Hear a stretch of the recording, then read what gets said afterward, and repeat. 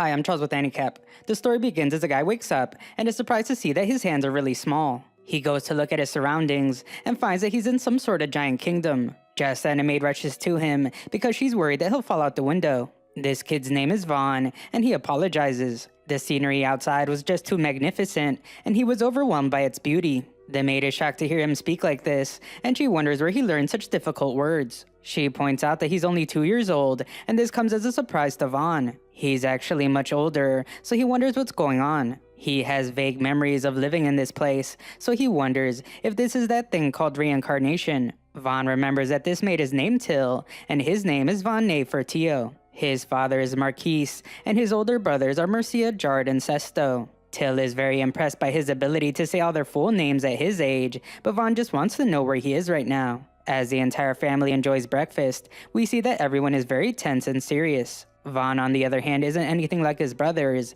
and the maids all think he's adorable. He is eating his vegetables like a good boy, and the maids compliment him for being so good at chewing his food. They absolutely adore him, so Vaughn feels like he's a VIP at some kind of hostess club. Vaughn then puts all the jokes aside to review his current situation. It seems that he's been reborn in this new world, but his memories of his time in Japan are still intact. Just then we see just how serious Marquise is as he asks Jard what he will be studying today. Jard immediately responds by saying that he will be learning about fire magic and battle formations. Marquise has the same question for Sesto, so Sesto responds that he will be studying magic. Marquise then turns to Vaughn to hear what he will be doing, but his answer is a bit different. Vaughn explains that there are a lot of things he doesn't know, so he was thinking of starting by studying their nation's culture and history. This instantly shocks all of his brothers, and Marquise can't help but laugh. He thought that he had been spoiling Vaughn since he was the last child of his late wife Mura, but he's happy to see that at just 2 years old,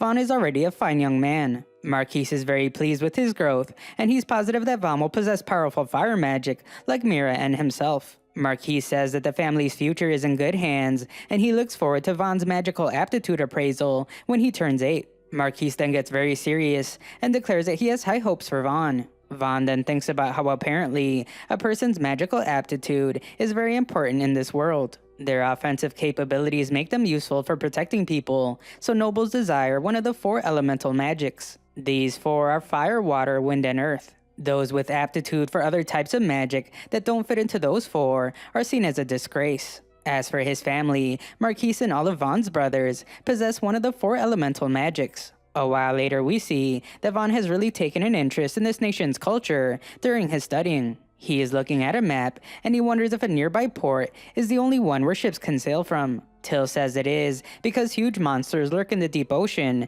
and the ships would come under attack if they sailed from anywhere else. Vaughn can't get enough of this new information, so he wonders what kind of races exist in this world. Till begins to list all the different kinds, like elves and dwarves, but she's interrupted by the other maids. They point out that this is all too complicated for a 2-year-old to learn, so Till apologizes. Vaughn tells her that it's no problem, and he was asking her because he wants to learn everything he can. He has become interested in something else, so he asks Till to teach him about magic tools. Till begins by explaining that magic crystals, gemstones, plus some rocks and ores can all store magic. Because of this, people can make magic tools related to their magic aptitude with them. The maids are amazed to see Vaughn absorbing all this information because he's still just 2 years old. Just then, their little lesson is interrupted by the butler named Esparta.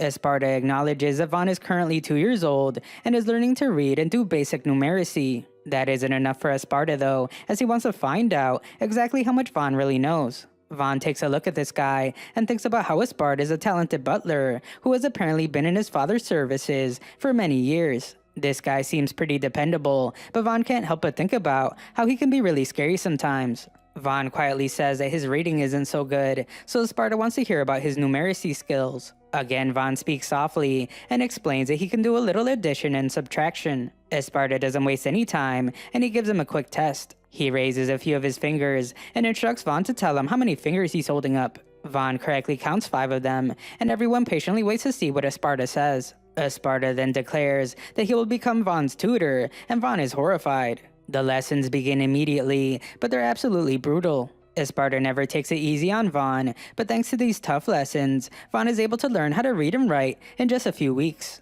Vaughn often wonders if this kind of studying is even okay for a 2-year-old, but it eventually helps him to learn a lot of stuff. Vaughn then spent the next 2 years studying from dawn to dusk, and eventually he turned 4 years old. We now see him training swordsmanship with Till, but he's no match for her. Till wins like she always does, but Vaughn has had enough of her taunting him. The other maids scold her, as they point out that Till must not value her life for her to be taunting Lord Vaughn like that. They insist that Vaughn punish her, but Vaughn says that he doesn't mind how she treats him. The other maids refuse to accept that, because normally it would be a serious crime for someone to be so rude to a noble. Vaughn acknowledges that this is just one of those obligations he has as a noble, so he prepares to punish Till for her insolence. Till screams in terror as she gets ready, but Vaughn just ends up flicking her in the head. The other maids implore him to do more, but Vaughn declares that the matter is settled. Till can't believe that he spared her, and Vaughn just gives her a reassuring smile. Vaughn then studied swordsmanship every single day, and by the time he was 5, he was able to fight on equal terms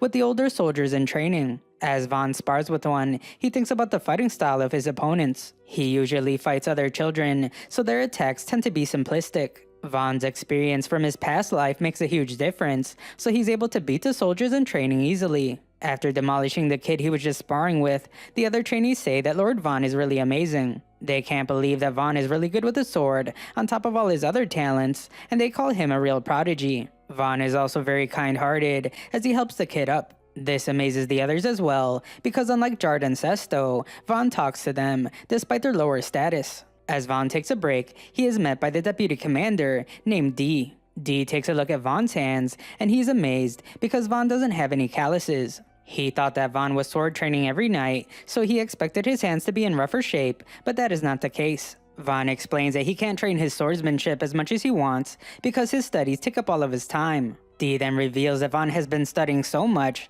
because the Sparta was ordered to make Vaughn study 3 times harder than anyone else. Vaughn is shocked because he had no idea, but it all makes sense now. He thought it was odd that he was the only one studying from morning to night, and now he knows why.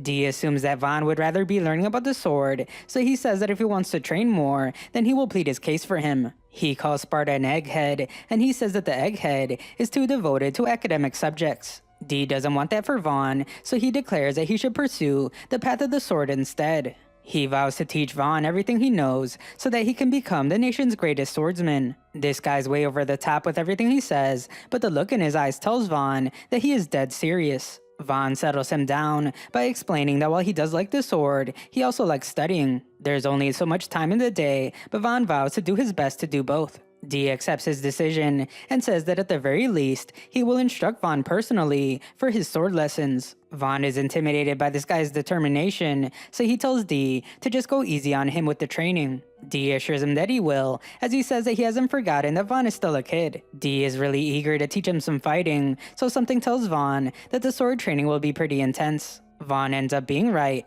as D's training has Vaughn swinging his sword hundreds of times. He tells Vaughn to do 100 upswings and 100 mid-sweeps over and over again. The training is absolutely relentless, and it seems to never end. Eventually, Vaughn finds a moment to catch his breath, and he can't help but call D a demon. D isn't done though, as he notices that Vaughn isn't really doing anything on his break. He can't have that, so he tells Vaughn that he should rest in a squatting position instead of using a chair. D is getting pretty crazy, so Vaughn thinks that he might not be a demon after all, and he might just be an idiot. Just then Till arrives to give our hero a towel. Vaughn acknowledges that his life has been pretty rough, but every day has been fun since he was reincarnated. As he looks at the people around him, Vaughn says that he feels a satisfaction that he never experienced in his past life.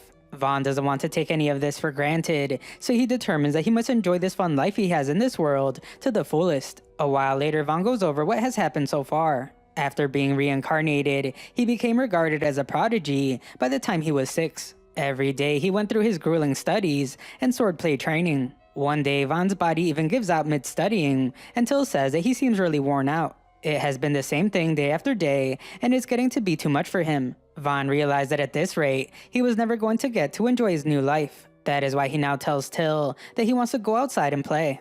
She wonders if there's anywhere he would like to go, so Vaughn thinks it over. He eventually decides to go to the market, so they head there immediately. While there, Vaughn thinks about how he isn't exactly on good terms with his brothers. They're all very competitive, because whoever ends up being the strongest among them will take over as the head of the family. Vaughn knows that he has to be careful, because if he stands out too much as a prodigy, his brothers might try to end his life. If things keep going the way they are, Vaughn knows that he won't be able to enjoy his life in peace. That is why Vaughn has decided to become a slacker, so he can be a normal child instead of a prodigy. Vaughn now enjoys himself as he notices that there's so mumuch activity in the market. It's the biggest market in the city, and it's right next to the Chamber of Commerce. This company is huge, and it has branches all over the kingdom. Just then, Vaughn hears a loud noise in the distance, and he sees that it's coming from someone yelling at a tied-up kid. The guy tells everyone to stop looking at them because he isn't putting on a show, and he is shocked when Vaughn's guards prepare themselves. Vaughn stops them,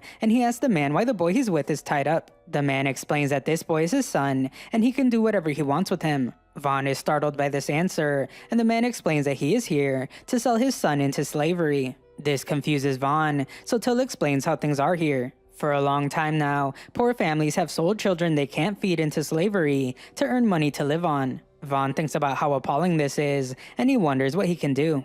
Just then, some woman comes out of nowhere, and she wonders if Vaughn is the youngest son of Marquise. Till confirms that he's the young prodigy, and she even shows the woman his family crest. The woman is delighted because everyone has been talking about Vaughn, and she welcomes him to the Chamber of Commerce. Her name is Rosalie, and she says that they have everything Vaughn could ever want inside this place. Vaughn immediately points to the kid, and he explains that he's going to be sold into slavery. Vaughn wants to know how much he will go for, so Rosalie takes a look at him. She wonders if the kid has any magical aptitude, so the man explains that he's capable of using thieving magic. That's not very valuable, so Rosalie explains that they wouldn't pay any higher than 3 large silvers for him. Unfortunately, this makes the man furious, and he takes his anger out on his son. He says that he is worthless, and he calls his son a useless brat. The man drags him away as he plans to try and sell him at a different shop, but he is stopped in his tracks. A voice comes out of nowhere saying that he will purchase the boy, and everyone is shocked to see that it's Vaughn. The man is taken aback as Vaughn offers to buy him for 5 silver,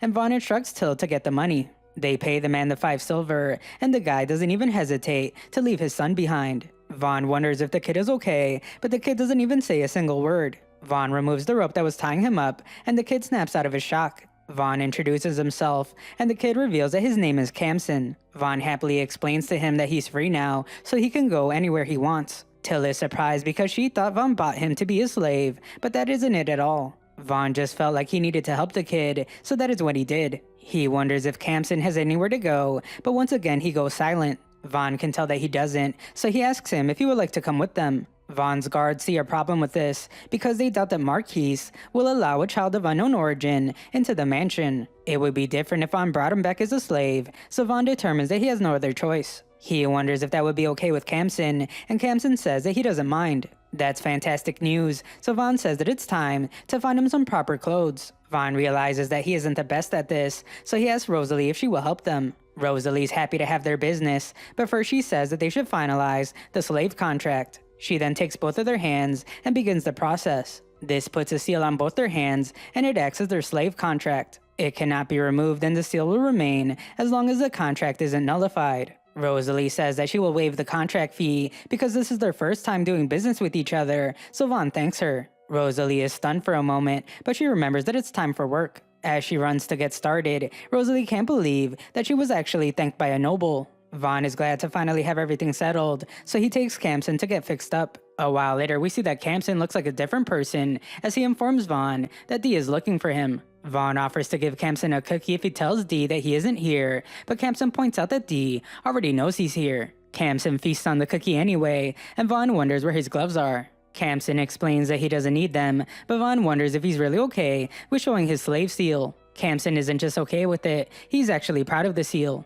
He declares that it symbolizes his friendship with Vaughn, so he likes to show it off. Vaughn points out that he bought those gloves for him, so Camson throws everything he just said out the window, and he puts the gloves on. Just then, Dee arrives in search of Vaughn, but Camson tells him that Vaughn isn't here. Dee says that someone saw Vaughn come into this room, but Camson says that he must be mistaken. Camson declares that he can't be sure, but he believes that the person just hallucinated because of their strong feelings for Vaughn. Dee's investigation isn't done, as he notices the cookie crumbs on Camson's face that were not there before. Camson denies that they were ever there, but Dee saw him wipe them away. Dee is done with the games, as he determines that Vaughn must have bribed Camson to lie. Dee's impressed by Camson's boldness for lying right to his face, so he decides that he will train Camson in Vaughn's place. Camson can't believe it, but there's nothing he can do as Dee takes him to begin their sword training. Vaughn sees that it's safe to come out, and he can only apologize to Camson for letting him take the fall.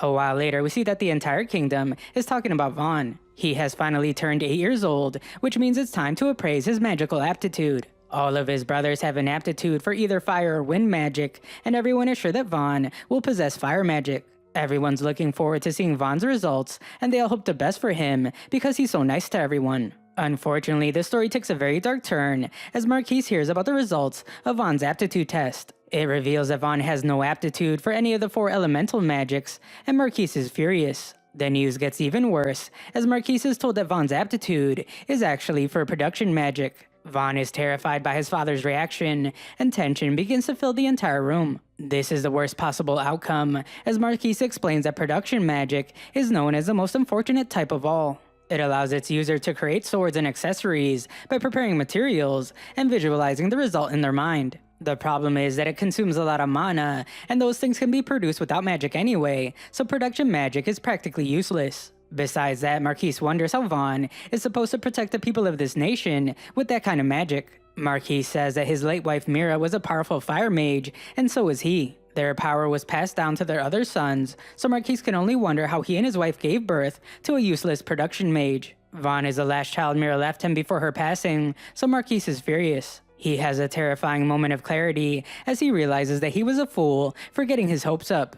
Vaughn displayed some very rare talents despite his young age, so Marquise let himself think that Vaughn would become something more. It's clear now that he was wrong, and Marquise can't believe that his house produced such a disgraceful failure. Marquise has taken hold of his sword, so Vaughn realizes just how dangerous the situation is. His father only cares about the strength of their family, so Vaughn begins to panic as he can tell that his father is prepared to end his life. Marquise realizes what he must do, so he raises his sword before his son. Vaughn can only watch in horror as he's completely defenseless, and he desperately tries to think of a way out of this. Just then, before Marquise can strike him down, Mercia steps in to stop him. Marquise demands to know what the meaning of this is, so Mercia explains that he has an idea. There is a remote village that remains undeveloped due to its location, but it's still part of their domain. Mercia has a plan for this place, so he suggests that they leave the area to Vaughn. Marquise knows about this nameless village, but he wonders why Mercia thinks that this is a good idea. Mercia begins his explanation by saying that the village has just over 100 residents. Nothing special ever comes out of there, but the magical resources in the nearby mountains are very powerful. This village is part of the territory that Marquise gained when he was promoted, but it sits between 2 countries that are at war with each other. This territory of theirs has some loyalty issues, so they would benefit greatly if they sent Vaughn there to gain trust. It's incredibly dangerous in the village because it's surrounded by the war going on, and it's under constant attacks from monsters. It's also an impossible place to defend, and it's practically a death trap. Marquise was going to end Vaughn's life anyway, so Mercia thinks he could at least make use of Vaughn by sending him to the village. Marquise likes the idea, so he puts his sword away and declares that Vaughn will become the lord of that village. He tells Mercia that he did a good job because he was able to find a good use for the useless Vaughn. Vaughn is absolutely shocked as they leave, and Mercia apologizes. He couldn't bear to see anything horrible happen to Vaughn, so he made the rash proposal. Vaughn is being sent somewhere dangerous,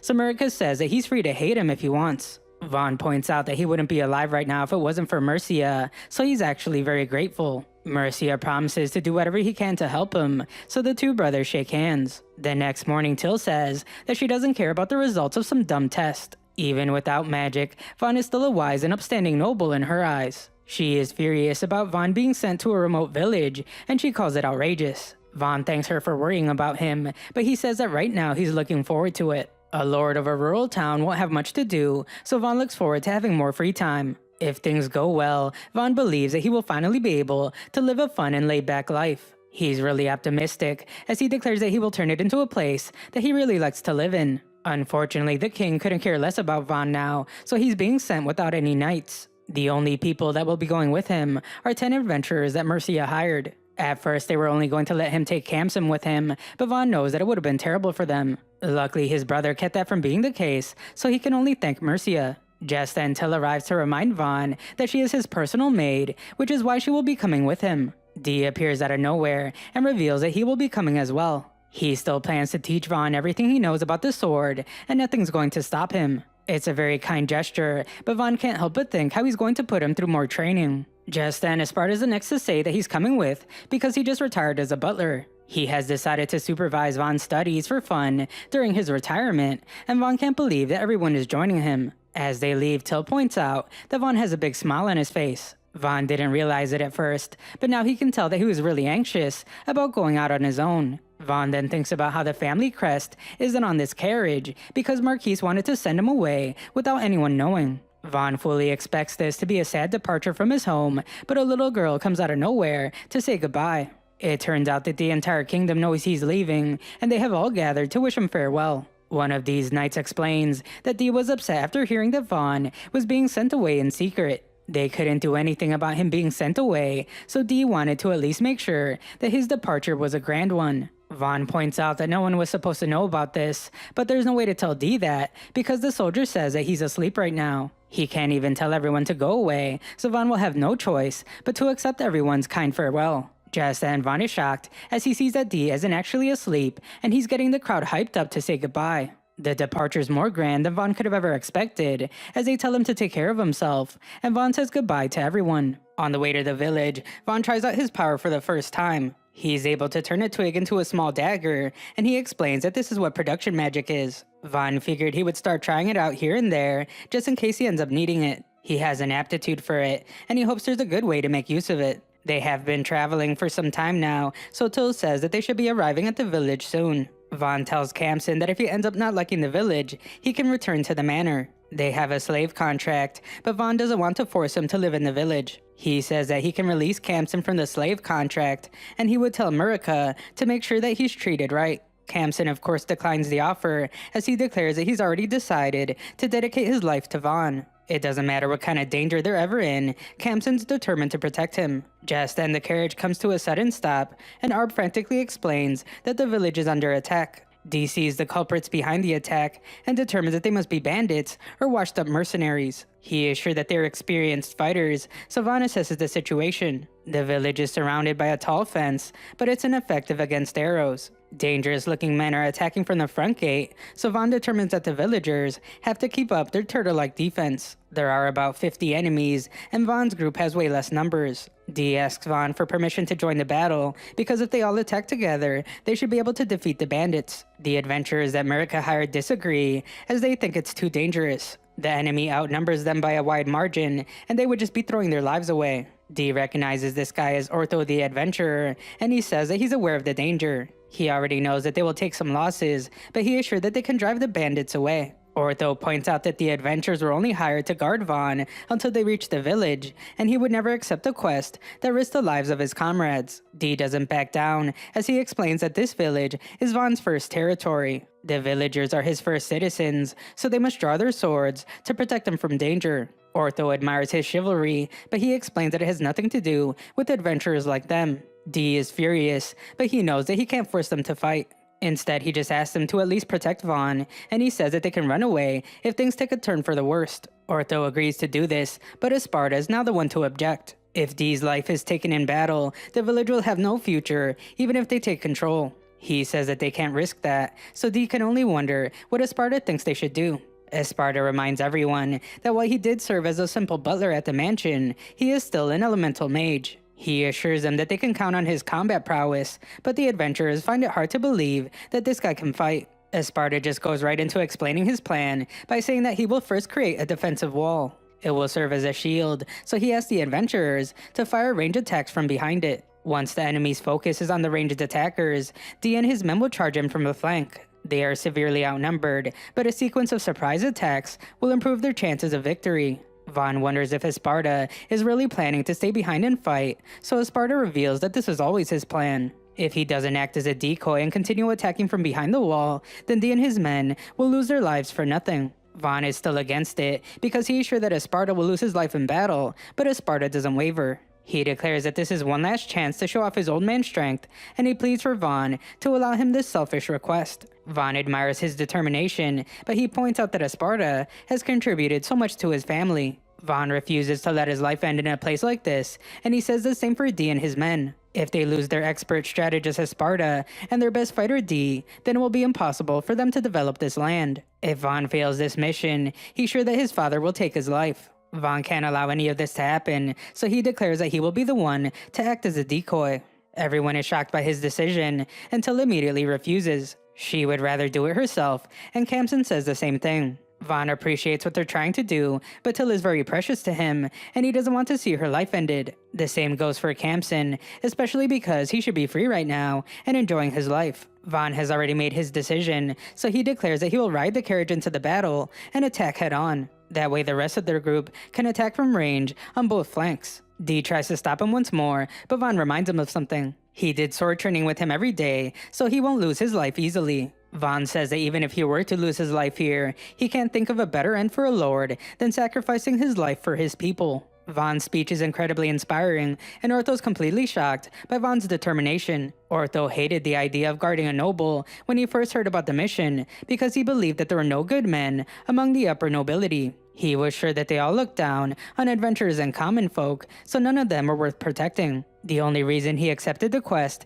was because he wanted to keep getting high-paying jobs from the guild, so he had no choice. Ortho was surprised when Vaughn arrived to greet the adventurers when he heard that they would be the ones guarding him. Vaughn politely introduced himself and thanked them for their service. The other adventurers pointed out how wrong Ortho was when he said that there were no good nobles, because Vaughn was clearly a polite young man. After Vaughn left, the other adventurers were relieved to see that they would be guarding an ordinary kid. Even Ortho had to admit that he was wrong, as he realized that not every noble was the same. Vaughn is a good kid, and seeing how determined he is to protect his village has changed Ortho's mind. Ortho marches forward and says that just this once, he will entrust their lives to Vaughn. Vaughn tries to stop him, but Ortho interrupts him. A child saying that he's willing to risk his life can't be ignored, and Ortho wouldn't be able to face his comrades if he didn't do something. His comrades are on the exact same page as they realize how wrong they were before. They used to ridicule the idea of a noble having resolve because the nobles they've met until now were all talk. Vaughn, on the other hand, was ready to put his life on the line,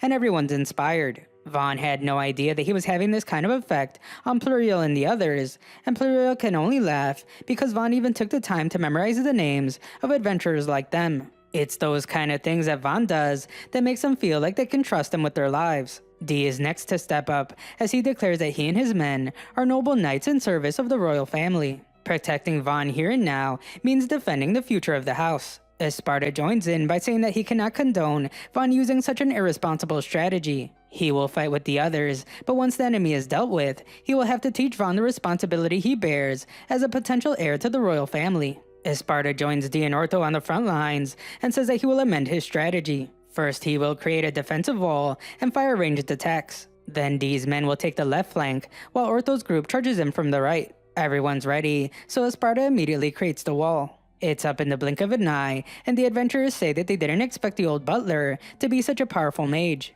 They're also still impressed by Vaughn, and Ortho even says that he would welcome him becoming the king. The bandits, meanwhile, haven't noticed the giant wall that Esparta put up behind them. They're too focused on conquering the village, and they are sure that it will be a cakewalk. This isn't the case, however, as arrows begin to rain down on them, and several of the bandits are eliminated. They finally notice that the arrows are coming from behind the wall, so their leader declares that they will attack whatever's behind it. The bandits go charging in, but Dee appears to start wiping them out. He runs through their group with incredible force and eliminates several of them with his blade. Ortho's right there with him, and Dee says that everything's going as planned. The enemy fell for their decoy, and they were able to surprise them from both flanks. The battle's really heating up now, so Ortho tells his men not to let the knights show them up. The knights and the adventurers are charging in from both flanks, so the bandits realize that they're surrounded. The bandits still have a number advantage, but our heroes make up for it with pure skill. The terrifyingly powerful Dee tells his enemies to step forward if they want their lives ended,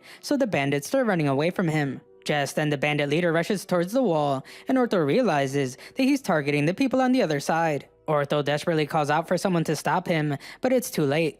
The bandit leader has made it past the wall, where he finds a defenseless Pluriel. He prepares to end her life, but Vaughn manages to get his attention. Vaughn maneuvers his way to the guy's back, and he cuts him down with his blade. Camson then follows up Vaughn's attack and puts an end to the bandit leader's life. The battle isn't over yet though, as Vaughn says that there's a good chance that the enemy will focus on their position. He tells everyone to pay attention to what's in front of them, and Pluriel can only wonder how Vaughn can be so composed. The battle ends a while later, and Arthur reviews the situation. The enemy took huge losses, while Vaughn and his group suffered no casualties. This is the best possible outcome, and it's a complete victory. Once Ortho receives payment, their quest will be complete, and they can leave. However, Ortho says that he has become curious about Vaughn's potential. He knows that there won't be much money in it, but he wonders what his group thinks about staying in this village for a while. Some of the adventurers would rather go on another quest, so they leave, but Ortho and his men stay behind. Pluriel is especially interested in staying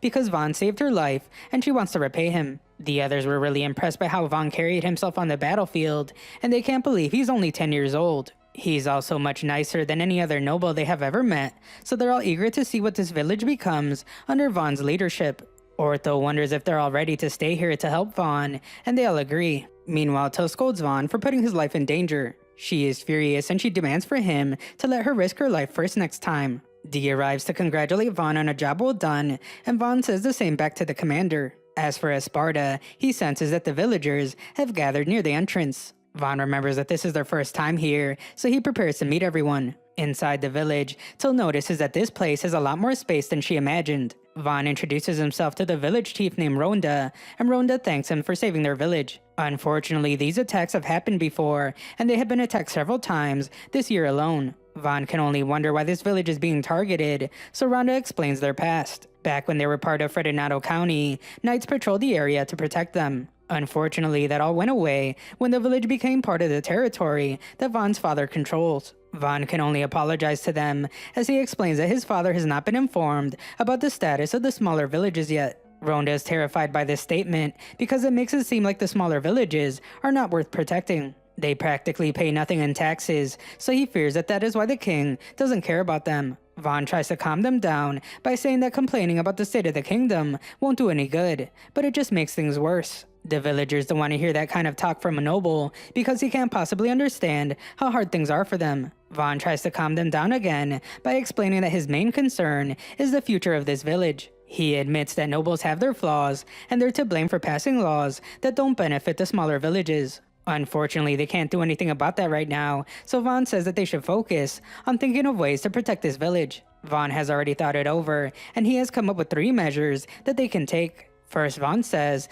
that they need to produce something so valuable that the kingdom can't ignore this village. Then they need to regularly earn enough money to hire mercenaries. Lastly, they need to improve and develop the village themselves. The villagers say that they've come up with ideas like that before, but it's always easier said than done. Vaughn acknowledges that it must have been difficult before, but he declares that things will be different now because their new lord has arrived. This village is all he cares about now, so he will do everything he can to defend and develop it. His inspiring words have no effect on the villagers, so Vaughn can tell that they don't trust him yet. Just then, Esparta introduces himself and explains that he has served the king as his head butler for many years. He vouches for Vaughn by explaining that he has been entrusted with land at the age of 8 after being considered a prodigy. Dee introduces himself next by saying that he's the deputy commander of the king's knights, and he also vouches for Vaughn. The villagers are in shock because the king's head butler and deputy commander have come to their village. They're clearly very important people, so they can only wonder what they're doing here.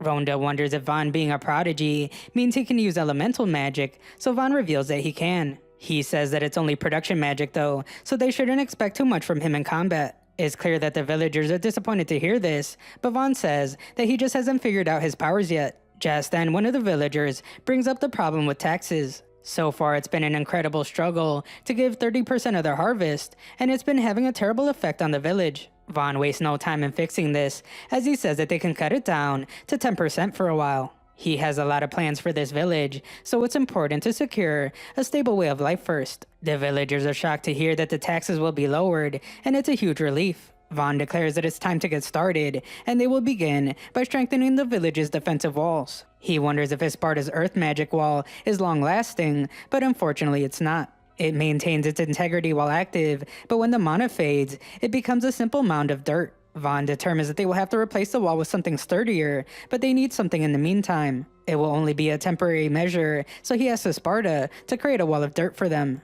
Esparta does it immediately, and all the villagers are amazed by his incredible power. Vaughn also wants to build a moat to slow down any intruders, so Dee tells him to leave the job to the knights. Vaughn really has the attention of the villagers now, so he tells them that everyone's cooperation is vital right now. If they all stand together, this village can be reborn even stronger than before. A while later, Till wonders what Vaughn is doing out in the woods. He explains that he was thinking of testing out his production magic, so he has gathered a pile of wood. As he tries his magic, Vaughn notices that he can feel a warmth slowly growing in the pit of his stomach. Vaughn walks himself through the process of using production magic by reminding himself to focus on controlling his mana. Once the mana reaches his fingertips, he must sense every fiber of the wood. Then he will spin them together to make them stronger, like plied thread, before weaving the fibers even more tightly to make a block of wood. The process is a complete success, as Vaughn creates the block, but the others can only wonder what it is. Vaughn explains that it's a fiber block, and he compares it to how microfiber is made. Unfortunately, microfiber only exists in his old world, so the others have no clue what he's talking about. A while later, Ortho comes strolling by, and he's shocked when he sees what Vaughn has been up to. Till explains that Vaughn made these blocks, and the adventurers can't help but notice how many there are. Ortho touches one of them, and notices that they're lighter and harder than he expected. Vaughn gives him permission to cut one in half, but Ortho finds that he can't even scratch it with his blade. Ortho says that he swung at it hard enough to cut through a stone, but this block Vaughn created is incredibly tough. None of them have ever seen anything like it before, and they all wonder if it's really just made of wood. Vaughn is pleased with what he created, and he determines that these blocks could be surprisingly useful. A while later, Till wonders if Vaughn has exhausted his mana yet, because he's been creating all sorts of weapons and tools. Vaughn says he feels fine, and he doesn't understand why production magic has such a bad reputation. He heard that the mana consumption of production magic is really intense. Supposedly, it consumes so much mana that it's almost impossible for most people to make even just one thing. Vaughn doesn't know the full potential of his power yet, but what he does know is that he can easily create weapons. Camson really likes the sword Vaughn just made, so Vaughn tells him he can have it. Camson promises to cherish it forever, and Till eagerly waits to see what Vaughn will give her. Vaughn hands her an axe, but she isn't very excited about it. Vaughn wonders if there's something wrong with it, so Till tells him that she only went quiet because she was entranced by the weapon's beauty. Vaughn can tell that she doesn't like it, so he thinks about making her a nice accessory later. That night, Vaughn thinks about how his body's sore from all the traveling. They've hardly had any breaks, but worst of all, Vaughn hasn't been able to bathe. Vaughn is sure that the others are tired as well, because they've only been camping this entire time. They can't keep living like this, so Vaughn decides that they need to secure their basic needs before strengthening the village's defenses. Vaughn thinks about what would be the best thing to make first, and he determines that they should make a house. The next day, Rhonda wonders what our heroes are doing, so Vaughn reveals that they're building a home for themselves. This spot used to be a public square, but it hasn't been used in the longest time. There's a lot of space, so Rhonda says that it's the perfect place for Vaughn's mansion. Vaughn is finally ready, so he determines that it's time to find out if he can actually make something as large as a house. Vaughn gathers all his focus and determines that he must start with the 4 pillars that will go in each corner. The pillars require fine wires to go deep into the ground so that they can have a strong foundation. After that comes the floors and the walls to connect the pillars. Finally, after all that, Vaughn finishes up his home with the roof. Vaughn declares that he's finished, and everyone's in complete disbelief. The villagers begin to gather, and the adventurers wonder what just happened. Till explains that Vaughn just built a house for them to live in, but they can't believe that he did it in such a short time. The knights and the adventurers couldn't be happier with their new home, and everyone gets a good look as the dust finally settles. Vaughn doubted himself at first because everyone told him that production magic is useless, but he realizes now that his magic is actually very useful. Vaughn looks at the beautiful home he created for him and his friends, and he can't help but wonder if he made it a little too big. Thanks for watching my recap. Make sure to like the video.